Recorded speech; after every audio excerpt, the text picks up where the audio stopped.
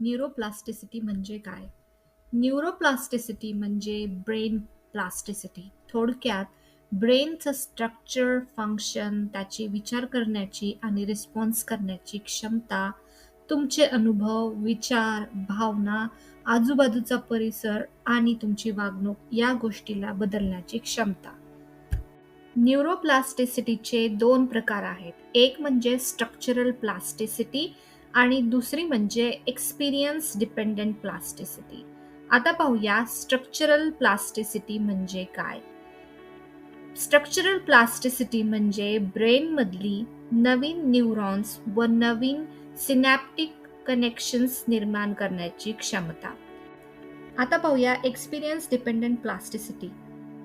ही म्हणजे तुम्ही जितका जास्ती एखादा विचार किंवा कृती करता, तेव्हा तुमचा ब्रेन जास्तीत जास्त त्या गोष्टीला धरून ठेवतो.